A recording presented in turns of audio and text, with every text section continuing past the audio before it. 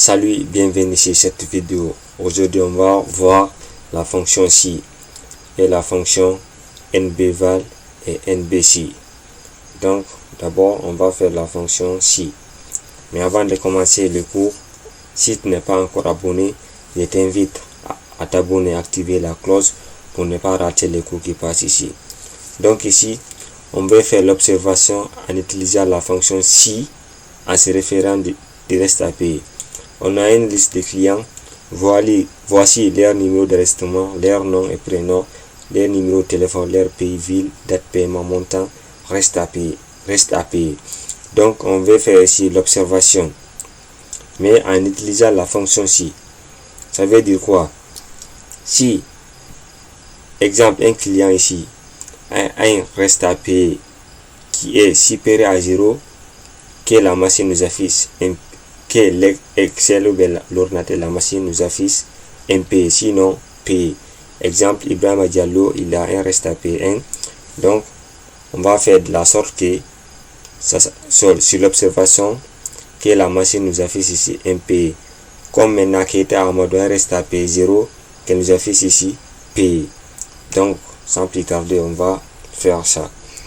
On vient ici dans une colonne de l'observation, on met égal. On met si, la fonction si. On ouvre la parenthèse. Maintenant, on dit si. On va dire si reste à payer est supérieur à 0. Vous voyez, si reste à payer est supérieur à 0, on veut que la machine nous affiche impayé. Vous voyez, on va mettre point virgule pour mettre le message entre griffes. On met impayé. Vous voyez, on ferme les griffes.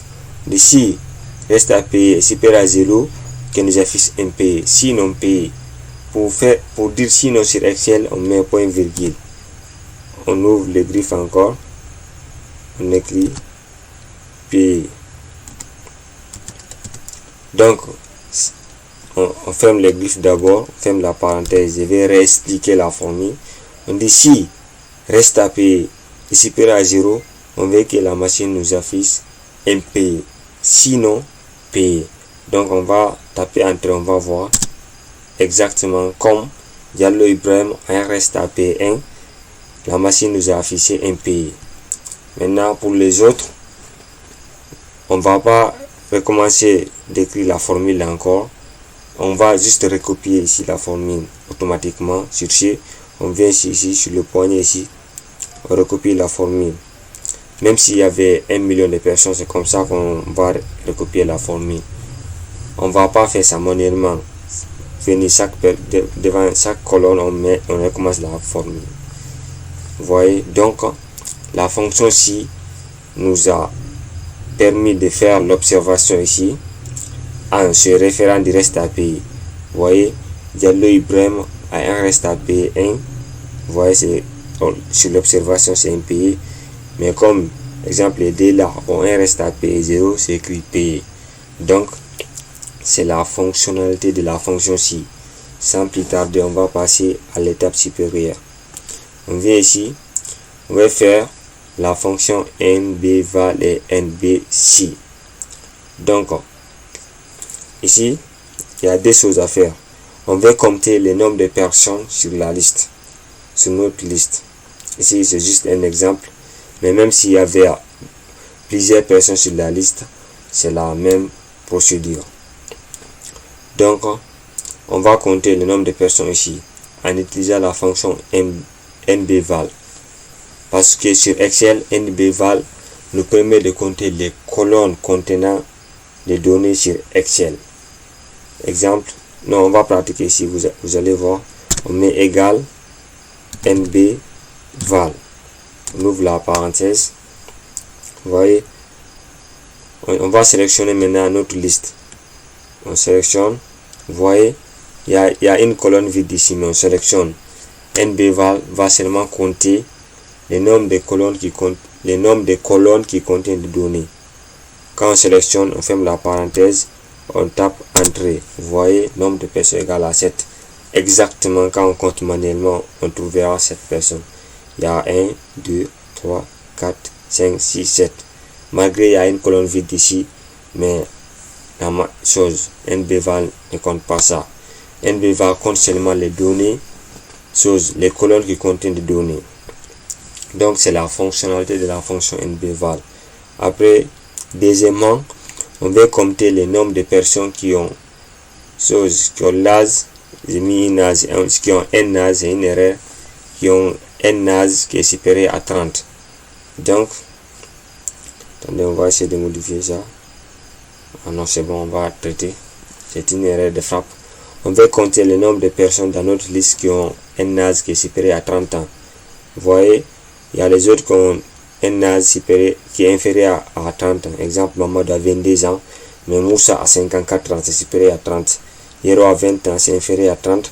Mais Khalil, c'est 40 ans, c'est supérieur à 30. Comme les autres, lui, c'est inférieur à 30. Les deux là, c'est supérieur à 30. Donc, on veut compter seulement les gens qui ont des âges qui sont supérieurs à 30. Pour cela, on va utiliser la fonction NBC. Parce que s'il y a la condition. Sur ce, on va compter ça ici. On met égal NBC. Non. Voici NBC ici. On ouvre la parenthèse. On dit place. On va sélectionner les âges qui se trouvent sur notre liste. Vous voyez. Quand on sélectionne, même ici encore, même s'il y a une colonne vide, on peut tout sélectionner. On dit place, mais il y a critère devant ici. On va faire point virgule d'abord. Maintenant, critère, on va mettre la condition ici, mais c'est entre griffes. On ouvre le griffe. Ici, on va mettre supérieur à 30. On ferme les griffes, on ferme la parenthèse. Vous voyez, on dit nombre de personnes, mais si seulement ces personnes ont un âge, ces personnes ont des âges qui sont supérieurs à 30. Voilà, c'est la formule, ça veut dire ça. De compter le nombre de personnes, mais si seulement ils ont des âges qui sont supérieurs à 30. On va taper entre, on va voir si ça va donner. Exactement, ils ont donné 4 ici. Et quand on compte manuellement, ça va donner 4. Exemple, on va compter voir. Moussa, 54-31. Khalid, 42. Fanta, 32-3. André, 32-4. Exactement, il y a 4 personnes qui ont des âges qui sont supérieurs à 30. Donc, c'est la fonctionnalité de la fonction ci. Donc, c'est la fin de cette vidéo. Mais si tu n'es pas encore abonné, je t'invite à t'abonner pour ne pas manquer les prochains cours. Merci.